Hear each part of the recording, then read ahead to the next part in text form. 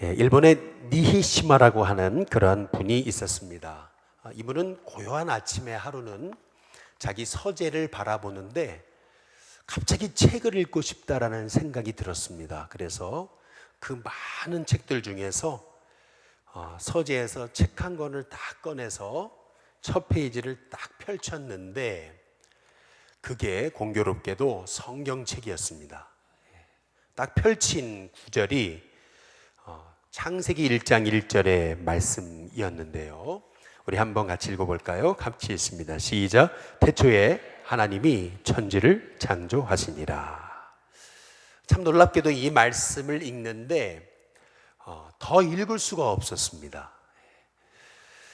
그 이유는 이 말씀을 읽는 순간 이 말씀 안에 모든 세상의 진리가 다 담겨 있구나라고 하는 것을 깨달은 것입니다. 이 말씀을 생각하다가 눈물이 터졌습니다. 그의 뺨에는 눈물이 흘렀습니다. 이 자기의 뺨에 흐르는 주체할 수 없는 이 눈물의 역사를 이 니시마라는 사람은 경험하면서 그리스도인이 되기로 결심합니다. 당시에 이 니시마라고 하는 분은 일본 정부의 장관직에 초청을 받았습니다. 그러나 장관직에 초청을 뿌리칩니다. 그리고 뭐니 해도 그리스도 예수님의 복음 정신이 살아있는 대학을 시작하기로 창설하기로 결심합니다. 그 이유는 그게 자기의 인생에 가장 보람 있는 일이고 또 그것이 무엇보다도 일본 땅을 위해서 자기가 일본인으로서 애국하는 길이다라고 생각했기 때문에 기독교 정신이 살아있는 대학을 창설합니다. 여러분, 이 대학이 어떤 대학인지 아십니까? 혹시 들어보셨을 텐데 동지사 대학이라는 곳입니다. 여러분, 이 동지사 대학에 졸업생 중에 한국인 졸업생 유명한 사람이 있죠. 혹시 아시는 분 있습니까? 제 이름을 닮았습니다. 할렐루야. 누구냐면 윤동주 시인입니다. 키에르케고르는 이제 이런 얘기를 했습니다. 우리는 인생이 20대에 시작하냐 40대에 시작하냐 이렇게 얘기할지 모르지만 키에르케고르는 인생은 어디에서 시작한다고요? 십자가에서 시작한다. 이제 그렇게 얘기를 했습니다. 이 키에르케고르의 말은 뭐냐 하면 우리 인생의 참된 목적과 의미는 예수님을 만나면서 발견하게 된다라고 하는 그러한 말씀의 의미입니다. 그래서 오늘 요한복음 1장 우리 14절 말씀 우리 한번 같이 읽어볼까요? 함께 같이 읽습니다. 함께 읽습니다. 시작. 말씀이 육신이 되어 우리 가운데 거하심에 우리가 그의 뭘 봤습니까? 영광을 보니 이렇게 말씀합니다. 한번 따라해 보겠습니다. 우리가 그의 영광을 보니. 여기서 중요한 것은 우리가입니다. 바로 저와 여러분이 바로 그의 영광을 보니라고 했는데 영광을 본다는 말씀의 의미는 영의 눈이 떠졌다는 거죠. 그의 영광을 봤다. 우리가 육적인 눈으로는 바로 예수님의 영광을 볼 수가 없습니다. 그의 영광을 봤다라고 하는 것은 우리의 영안이 떠졌다는 거고요. 영안이 떠졌다는 것은 하나님이 이 땅 가운데 예비하신 그 하나님의 계획을 알게 됐다는 거고요. 더 중요한 것은 그의 영광을 보게 됐다라고 하는 것은 다름 아닌 나를 향한 하나님의 계획을 알게 되었다라고 하는 그런 말씀의 의미입니다. 그렇다면 이 예수님의 영광을 보는 자, 그 사람은 누구일까요? 먼저 첫 번째로 예수님을 나의 구주와 주님으로 영접한 사람입니다. 저는 오늘 두 가지만 여러분과 함께 말씀을 나누고자 하는데요. 먼저 그 독생자의 영광, 이 예수님의 영광, 우리가 그의 영광을 보니라고 했는데 바로 이 하나님의 영광, 나를 향해 계획해 놓으신 그 하나님의 계획, 그것을 볼 수 있는 사람, 그 사람은 바로 예수님을 나의 구주와 주님으로 영접한 사람입니다. 뭐 한 사람이요? 영접한 사람. 우리 요한복음 1장 우리 12절에서 14절을 한번 같이 읽어보시면요. 같이 읽습니다. 시작. 영접하는 자, 곧 그 이름을 믿는 자들에게는 하나님의 자녀가 되는 권세를 주셨으니. 보세요. 영접하는 자는 하나님의 자녀가 되는 권세를 주십니다. 그런데 13절 같이 있습니다. 함께 있습니다. 시작. 이는 혈통으로나 육정으로나 사람의 뜻으로 나지 아니하고 오직 하나님께로부터 난 자들이니라. 그런데 14절에 보면 말씀이 육신이 되어, 그 다음 어디에 계세요? 우리 가운데 거하신다 그랬습니다. 여기서 우리는 누구입니까? 여기서 우리는 다름 아닌 예수님을 영접한 사람들, 바로 저와 여러분, 예수님을 영접한 사람이 우리입니다. 그래서 말씀이 육신이 되어 우리 가운데 거하심에, 바로 예수님을 나의 주님으로 영접한 사람은 그의 영광을 어떻게 된다고요? 보게 된다라고 하는 그러한 말씀을 우리에게 성경은 말씀하고 계시는 것입니다. 철학사를 공부하다 보면은 여러 가지 면에서 뭐 천분이나 뭐 성격이나 뭐 여러 가지 가정 배경이나 아주 비슷한 그러한 닮은 꼴이었던 두 사람이 있습니다. 그 사람이 누구냐면은 바로 아우구스티누스, 소위 성 어거스틴이라고 말하는 아우구스티누스하고 쇼펜하우어입니다. 이 아우구스티누스와 이 쇼펜하우어는 아주 비슷한 천분과 성격을 가진 사람이었는데, 이 아우구스티누스는 예수님을 만나고요, 그의 인생이 수많은 사람들에게 성자로 추앙받는 인물이 됩니다. 완전히 인생이 180도 바뀝니다. 반면 이 쇼펜하우어는 예수님을 믿기는커녕 그 하나님의 말씀을 조롱하고 비판했던 이 쇼펜하우어는 유래상 찾아보기 힘든, 역사상 그 유래를 찾아보기 힘든 아주 허무주의자가 되고 염세주의자가 됩니다. 구체적으로 이 아우구스티누스의 삶을 우리가 살펴보게 되면, 이 아우구스티누스는 사생활을 낳은 인물이죠. 그리고 사이비에 빠져서 방탕한 삶을 살았던 사람입니다. 그런데 그는 우연한 기회를 통해서 성경을 펼쳐들게 되죠. 그리고 성경을 펼쳐들고 그냥 눈에 보이는 말씀을 읽기 시작했는데, 그 말씀이 어떤 말씀이었습니까? 우리가 잘 아시다시피 로마서 13장 우리 12절에서 14절 말씀이죠. 한번 같이 읽어보겠습니다. 함께 있습니다. 시작. 밤이 깊고 낮이 가까웠으니 그러므로 우리가 어둠의 일을 벗고 빛의 갑옷을 입자. 아니, 어떻게 하나님이 나의 형편과 처지를 아셨는지 자기의 인생은 지금 밤이 깊었습니다. 그런데 하나님의 말씀 뭐라고 말씀하시죠? 한번 따라해 보시죠. 낮이 가까웠으니. 낮이 가까웠다. 너의 인생은 지금은 깊은 밤이지만, 그러나 너의 인생을 바로 변화시키기 위해서 내가 기다려왔다. 낮이 가까웠다. 이게 하나님의 음성으로 들린 겁니다. 그러면서 그 다음 말씀에 보면, 그러므로 우리가 어둠의 일을 어떻게 해요? 벗고, 우리가 옷을 벗듯이 이제 어둠의 일을 벗고, 그 다음 뭐죠? 빛의 갑옷을 입어라. 이것이 하나님의 음성으로 들린 겁니다. 13절 같이 있습니다. 함께 있습니다. 시작. 낮에와 같이 단정히 행하고 뭐 하지 말라고요? 방탕하거나 술 취하지 말며 음란하거나 호색하지 말며 다투거나 시기하지 말고. 이 모든 말씀이 다 자기를 향한 음성이었습니다. 야, 내 인생이 이렇게 밤이 깊고 방탕하며 술 취하고 음란하고 내 인생이 호색하는 인생임을 하나님은 어떻게 하셨을까? 그는 말씀을 읽는 동안 하나님의 영광, 바로 독생자의 영광을 보게 됩니다.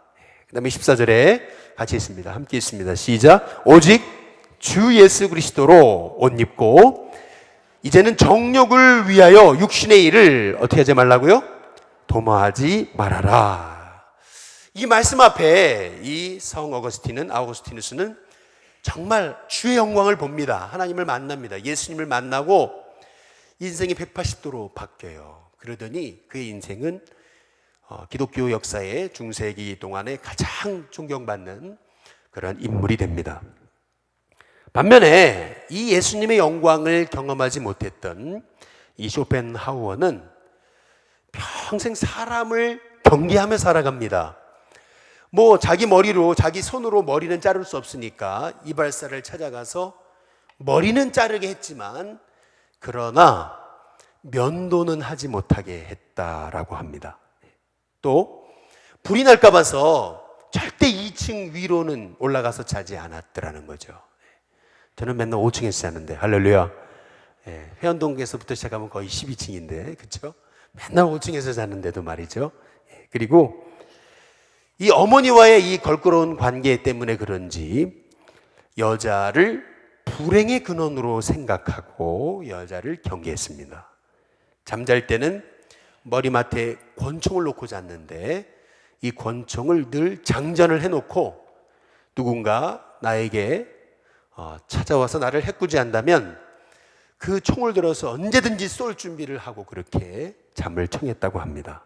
그의 아버지는 자살로 생을 마감했다고 하는 그러한 추측이 있는데 이 쇼펜하우어는 갑작스러운 심장마비로 죽습니다. 오늘 우리가 이 어거스틴과 이 쇼펜하우어의 이 두 인생을 우리가 살펴보기만 해도 정말 독생자의 영광을 본 사람과 독생자의 영광을 보지 못한 사람은 차원이 다른 인생을 살 수밖에 없다라고 하는 것을 우리가 깨닫습니다. 우리 한번 옆에 분한테 인사해 보겠습니다. 독생자의 영광을 보셨습니까? 우리 한번 인사해 보겠습니다. 뒤에 분한테 한번 인사해 보겠습니다. 독생자의 영광을 보셨습니까? 마지막으로 누가 독생자의 영광을 본 사람이냐는 겁니다. 어떤 사람이 이 독생자의 영광을 볼 수 있느냐는 거예요. 그것은 바로 하나님의 은혜를 아는 사람은 독생자의 영광을 보게 되는 것입니다. 오늘 요한복음 1장 12절에 13절에 보시면은 같이 한번 읽어보겠습니다. 함께 있습니다. 시작. 영접하는 자, 곧 그 이름을 뭐하는 자요? 믿는 자들에게는 어떤 사람이 됩니까? 하나님의 자녀가 되는 권세를 주셨으니. 영접하는 자, 곧 그 이름을 믿는 자들에게는 하나님의 자녀가 되는 권세를 주십니다. 그런데 중요한 것은 13절입니다. 13절. 13절에 보면 이렇게 되는 것은, 내가 예수님을 영접하고 내가 예수님을 믿은 것은 내가 남보다 더 의롭고 내가 남보다 더 착하고 내가 구원받을 만하니까 하나님이 나를 하나님의 자녀로 삼으신 게 아니라는 것입니다. 이것은 13절에 보면은 같이 읽어보겠습니다. 함께 있습니다. 시작. 이는 혈통으로나 육적으로나 사람의 뜻으로 나지 아니하고, 그 다음 뭐죠? 하나님께로서부터 난 자들이니라. 여기서 보면 오직 하나님께로부터 난 자라고 하는 말씀의 의미는 뭐냐 하면, 내가 구원받은 것은 전적인 하나님의 은혜였다라는 것입니다. 내가 뭐 남보다 더 착해서, 내가 남보다 더 도덕적이어서, 뭐 내가 남보다 더 의로워서 하나님 날 택하신 것이 아니라는 것입니다. 나 자신을 보면 이 나 같은 죄인이 구원받은 것이, 하나님의 자녀가 된 것이 이게 얼마나 큰 은혜인지, 이것은 은혜로밖에는 설명할 수밖에 없다라고 하는 것을 깨닫고, 내가 예수님을 믿게 된 것은 하나님의 은혜이구나, 하나님의 계획하심이구나, 하나님의 선택하심이구나 라고 하는 것을 깨달은 사람, 그 사람은 독생자의 영광을 보게 된다는 것입니다. 로마서 1장 1절의 말씀 우리 한번 같이 읽어볼까요? 한번 같이 읽습니다. 함께 읽습니다. 시작. 예수 그리스도의 종 바울은 사도로 부르심을 받아 하나님의 복음을 위하여 택정함을 입었으니. 여기 보면 사도 바울이 자기를 소개하는 그러한 구절이거든요.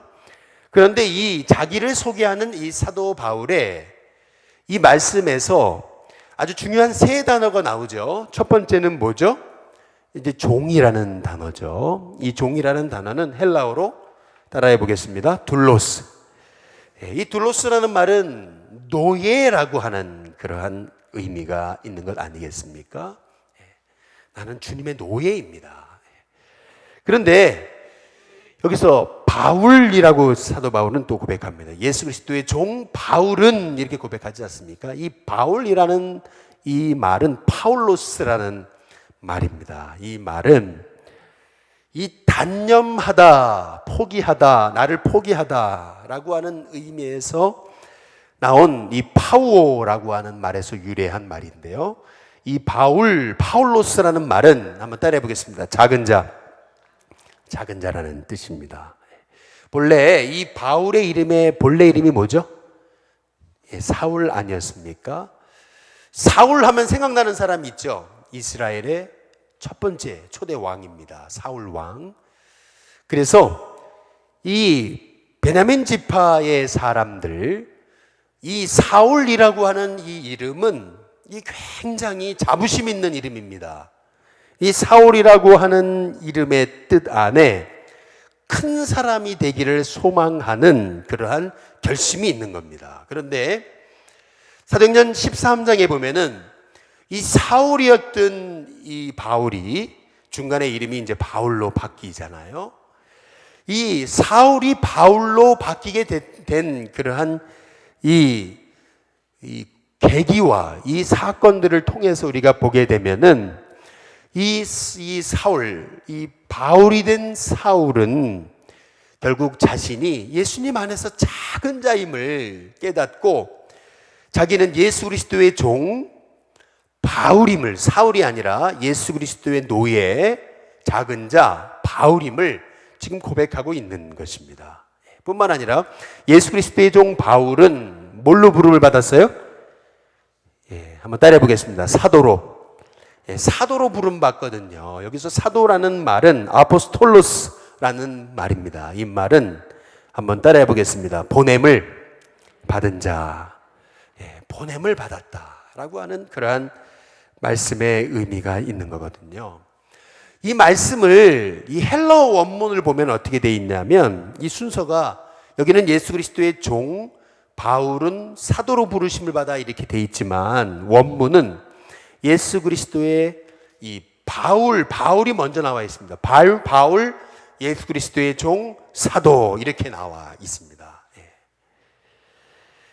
그런데 여러분 한번 요한복음 1장 16절에서 한번 17절 말씀 한번 같이 읽어보겠습니다. 함께 있습니다. 시작. 우리가 다 그의 충만한 데서 받으니 그 다음 뭐예요?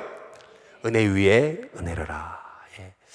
예수님께서 나를 구원하신 하나님의 은혜를 생각하면 이 주님께서 말씀이 육신이 되어서 우리 가운데 오신 것을 생각하면 나를 구원하기 위해서 오신 것을 생각하면 그것은 한번 따라해 보겠습니다. 은혜 위에 은혜. 은혜 위에 은혜다라고 하는 말은 정말 100% 하나님의 은혜라는 겁니다. 이건 은혜라고밖에 설명할 수 없다는 거예요. 그래서 요한복음 1장 17절에 보면은 같이 있습니다. 시작. 율법은 모세로 말미암아 주어진 것이요 은혜와 진리는 뭐죠?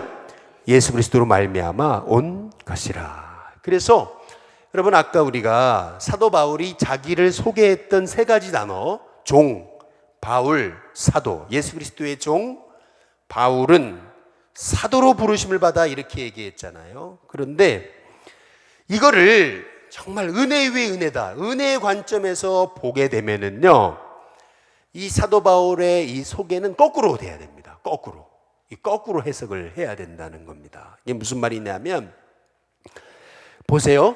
사도라는 말이 무슨 뜻이죠? 주님의 보내심을 받은 자 아니겠습니까? 이 말의 의미는 내가 잘나서 여기 있는 게 아니라는 겁니다. 제가 잘나서 일신교회 담임 목사로 있는 게 아니라는 겁니다. 언제 제가 변질되는 거냐 하면 내가 잘나서 내가 능력이 있어서 내가 여기 있다 라고 생각하는 순간 저는 변질됩니다. 변질돼요. 그러면 그렇게 되기 시작하면 어떻게 되냐면요, 그 다음부터는 어떻게 되죠? 제가 어떻게 돼요?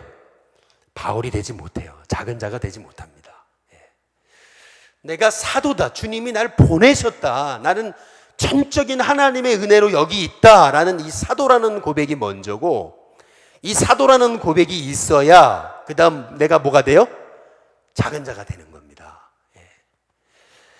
그래서 나는 작은 자이기 때문에 날마다 십자가에 나를 못 박을 수 있습니다. 나를 십자가에 못 박은 사람만이 그 다음 뭐가 될 수 있어요? 종이 될 수 있는 겁니다. 이 순서가 굉장히 중요합니다. 한번 따라해 보시죠. 사도, 바울, 종. 한번 가슴에 손을 얹고 따라해 보겠습니다. 나는 사도입니다. 이게 가장 첫 번째예요. 우리가 내가 여기 있는 것, 나의 나 된 것은 하나님의 은혜다라고 하는 이 고백이 사라지는 순간 우리는 절대 바울이 될 수 없습니다. 나의 나 된 것은 하나님의 은혜다라고 하는 것이 사라지는 순간 나는 사울이 돼버립니다. 나는 큰 자가 돼버려요. 나는 높은 자가 됩니다. 그렇기 때문에 내가 높은 자가 되는 순간 나는 절대 종이 될 수 없습니다. 나는 절대 종이 될 수 없어요. 나는 사울이 되는 순간, 높은 자가 되는 순간 사람 위에 군림할 수밖에 없습니다. 따라서 우리의 신앙의 출발점이 어디냐? 그것은 나의 나 된 것은 하나님의 은혜입니다. 나를 보내신 분은 하나님이십니다. 나를 세우신 분도 하나님이십니다. 여러분 이게 가장 중요하다는 겁니다. 그래서 이게 은혜의 관점으로 보면 예수 그리스도의 종 바울은 사도로 부르심을 받아 이 말씀이 사도로 부르심을 받은 나 바울은 바로 예수 그리스도의 종이 되어 이렇게 되는 것이 이게 은혜의 관점에서 본 이게 나 자신의 정체성이라는 것입니다. 저는 우리 일신교회 성도님들이 나의 나 된 것은 하나님의 은혜입니다 라고 하는 이 고백이 말로만이 아니라 입술로만이 아니라 정말 하나님이 나를 보내셔서 나를 부르셔서 나같이 부족한 자를 나같이 죄인 중에 개수를 구원하셔서 하나님이 나를 이렇게 하나님의 복된 종으로 사용하고 계신다고 하는 이 고백이 저와 여러분 가운데 있게 될 수 있기를 주님의 이름으로 축복합니다. 다시 한번 첫 번째 뭐라고요? 사도. 두 번째 뭐라고요? 내가 주님의 보내심을 받은 사람이라는 것을 알 때에만 작은 자가 될 수 있고 내가 작은 자임을 알 수 있는 사람만이 자신을 십자가에 못 박아서 내가 진짜 그리스도의 뭐가 돼요? 종이 되는 겁니다. 종님이 아니고 종인 것입니다. 옆에 분한테 한번 인사해 보시죠. 성도님은 예수님의 종이십니다. 우리 같이 한번 인사해 보겠습니다. 그래서 누가 하나님의 영광을 보는 거냐 하면 나의 나 된 것은 하나님의 은혜이구나. 나를 택하시기 위해서 구원하시기 위해서 예수님이 저 하늘 보좌를 버리시고 이 땅에 이 천한 육신의 몸을 입고 오셨구나 라고 하는 것을 깨닫는 사람, 그 사람이 바로 하나님의 영광을 보는 자입니다. 하나님의 영광을 보는 자는 우리 요한복음 1장 한번 14절 말씀 우리 한번 같이 읽어보겠습니다. 함께 읽습니다. 같이 읽습니다. 시작. 말씀이 육신이 되어 우리 가운데 그 다음 뭐죠? 거하심에. 여기서 거하신다는 말의 의미는 스케노라고 하는 그런 헬라어입니다. 이 스케노라는 말은 장막을 친다, 텐트를 친다 라고 하는 뜻이 있습니다. 장막을 친다, 텐트를 친다 라고 하는 말의 의미는 여러분 군인들이 전쟁을 벌이다가 딱 장막을 친다, 텐트를 친다 라고 하는 말의 의미는 거기에 딱 자리를 잡고 거기에 거하게 된다는 것을 의미하는 거거든요. 제가 필리핀에 마닐라에 있는 그 빈민촌 선교를 다녀온 적이 있습니다. 이 빈민촌 선교를 갔을 때 이제 굉장히 제가 놀랬던 것은 선교사님의 이빨이었습니다. 이빨. 그것은 뭐냐면 이 선교사님은 한국에서 노동운동을 하다가 예수님을 만납니다. 운동권으로 생활을 하다가 예수님을 만나요. 그리고 완전히 꼬꾸라지고 인생이 180도 바뀝니다. 야, 내가 헛된 것을 위해 살았구나 라고 하는 깨닫고 모든 삶을 정리하고 가족들이 있었어요. 사모님도 있고 애들도 있는데 한국에 내버려두고 자기만 필리핀 마닐라로 건너갑니다. 그래서 마닐라의 그 중심가에 가면은요, 여러분 그 옛날에 그 쓰레기 더미에서 그 스모키 마운틴이 있습니다. 이제 그런 지역에 이분이 필리핀 마닐라 선교를 시작한 겁니다. 그 빈민촌 선교. 그러면서 이 빈민촌 선교를 하다 보니까 이제 그 사람들과 같이 먹고 같이 생활하고 같이 물을 마시고 하다 보니까 그걸 몰랐는데 나중에 알게 된 사실은 이제 그러고 1년, 2년, 3년, 4년을 사역하면서 이분에게 나타났던 현상은 이빨이 다 빠져버린 겁니다. 그 이유는 그 지역의 물이 석회암 지역인 것을 몰랐던 겁니다. 그래서 그냥 필리핀 사람처럼 마시고 하다 보니까 이빨이 다 빠져버려가지고 이빨이 다 틀린 거예요. 다 빠져버려가지고.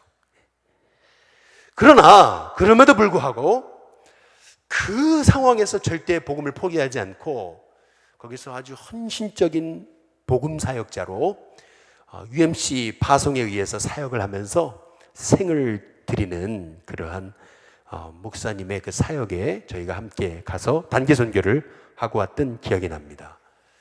여러분, 여기서 말씀이 육신이 되어 우리 가운데 거하신다는 말이 그런 의미입니다. 거하신다.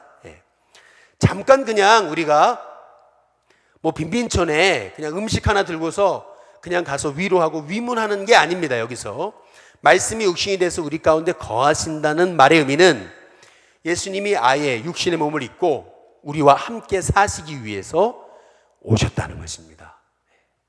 그래서 말씀이 육신이 돼서 우리 가운데 거하셨다라고 하는 이 말씀의 의미는 바로 예수님께서 하늘 보좌를 버리시고 하나님의 아들이신 예수님께서 바로 나와 한번 따라해 보겠습니다. 임마누엘.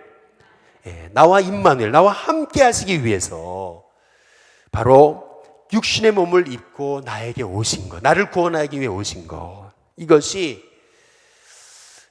얼마나 큰 은혜인지. 그래서 말씀이 육신이 되어 우리 가운데 오신 그 예수님 독생자의 영광을 볼 수 있는 사람, 그 사람은 누구냐?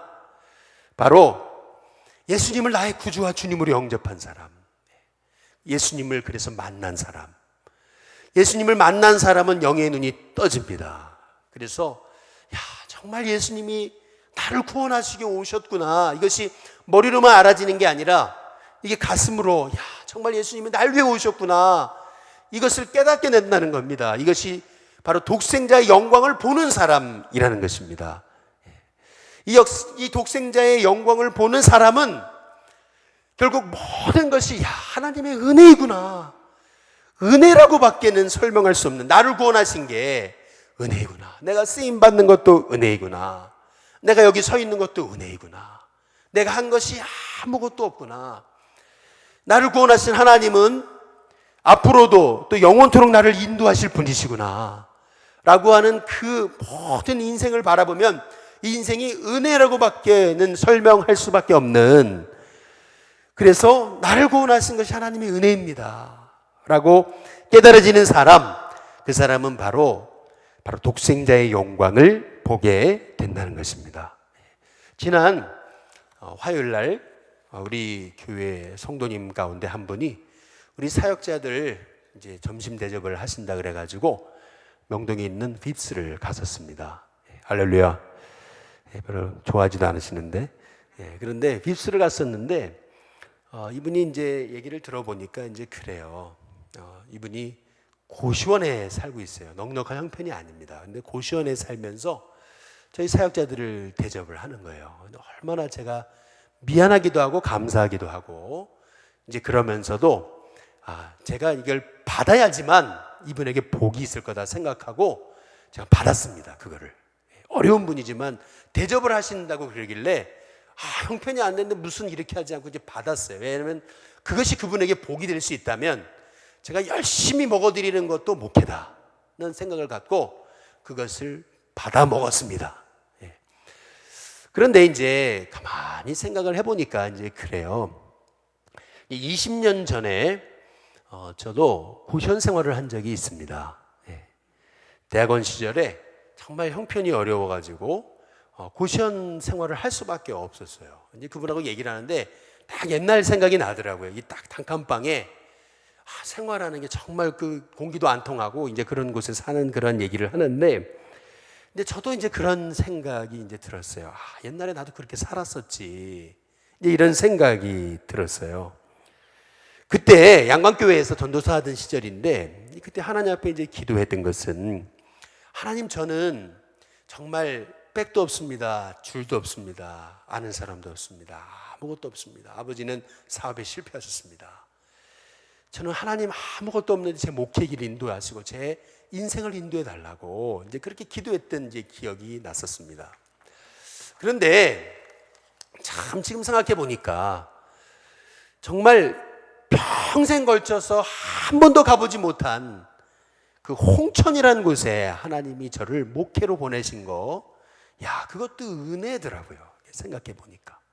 그리고 정말 뭐 가난한 그 싱글, 그 농촌 그 시골의 전도사를 그 당시에 이제 제 아내를 만났거든요. 제 아내가 이제 고등학교 교사로 있었는데, 그런데 야, 그렇게 하나님이 또 이렇게 만나게 하신 것도 은혜인 것 같고, 그리고 그러다가 절대 강원도를 통해서는 오줌도 안 는다 그랬는데, 제가 군생활을 강원도에서 해가지고, 그런데 하나님께서 춘천에서 부목사 생활을 7년 동안 하시게 하셨는데, 생각해 보니까 야, 저는 우리 윗선 때에 저희 부모님 윗분 때에 목회하는 분이 한 분도 없으시잖아요.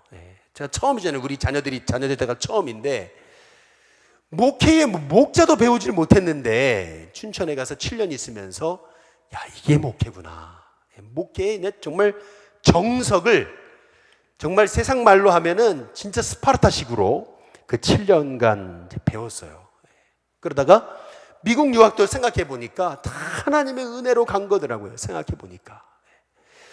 야, 미국 유학을 가게 될 때도 생각해 보니까 진짜 말씀드렸지만 하나님이 꼭 저 때문에 그 국가고시를 바꿀 정도로, 할렐루야, 토플 그 시험을 6개월간 딱 바꾸셨는데, 놀라운 것은 첫 시험을 봤는데 시험 보고 나오면서 야, 공부 열심히 해야 되겠다, 하나도 생각이 안 났는데 결과를 보니까 합격한 거예요. 저도 너무 신기한데, 지금도 생각하면 신기한데, 지금 보라 그러면 지금 실력으로도 그렇게 못 볼 것 같아요. 그런데 하나님이 다 그렇게 하시고 미국 생활도 다 마치지 못하고 여주로 내려와가지고 시골에서 생활하면서 있던 저를 일신교회까지 보내시잖아요.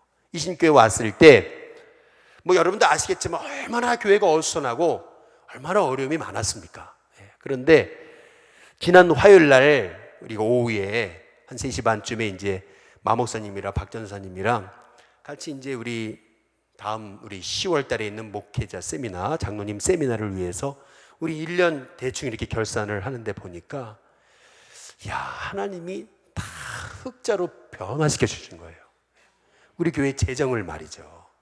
제가 그걸 보면서 야, 이게 하나님의 은혜 아니고서는 어떻게 설명할 수 있을까? 저는 그런 생각을 하면서 정말 하나님 앞에 감사하지 않을 수가 없었습니다.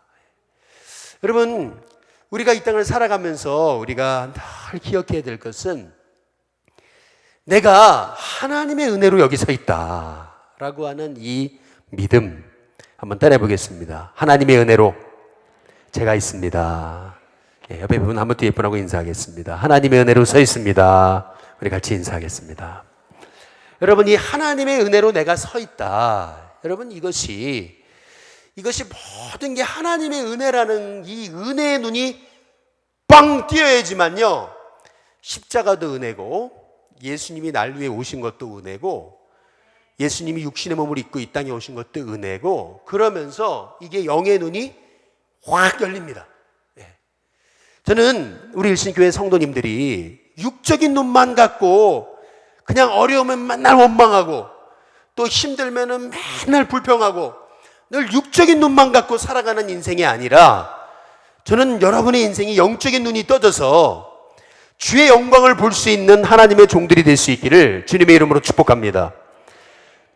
평생 신앙생활에도 영적인 눈이 떠지지 않으면 그 신앙생활 소용없는 겁니다. 영적인 눈이 떠져야 돼요. 그래서 말씀이 육신이 되어 우리 가운데 거하심에 우리가 그의 영광을 보니 그랬습니다. 정말 그 영광을 보니까 독생자의 영광이고 은혜와 진리가 충만하더라. 정말 하나님의 말씀을 통해서 이 은혜와 진리가 충만한 말씀을 보기만 해도 은혜가 넘치고, 예배의 자리에 오기만 해도 은혜가 넘치고, 하나님을 생각하기만 해도 은혜가 넘치고, 내 삶을 생각해 보면 여지껏 나를 살게 하시고 있게 하신 것 생각해 보면 다 은혜라는 거, 여러분 그것이 여러분에게 믿어지고 깨달아지고 알아질 때 여러분은 정말 복 있는 사람이 되는 것입니다. 이 주의 영광을 보는 자, 이 주의 영광을 보는 자는 진짜 복 있는 사람입니다. 저와 여러분이 진짜 주의 영광을 보는 사람으로 승리하는 귀한 종들이 될 수 있기를 주님의 이름으로 축복합니다.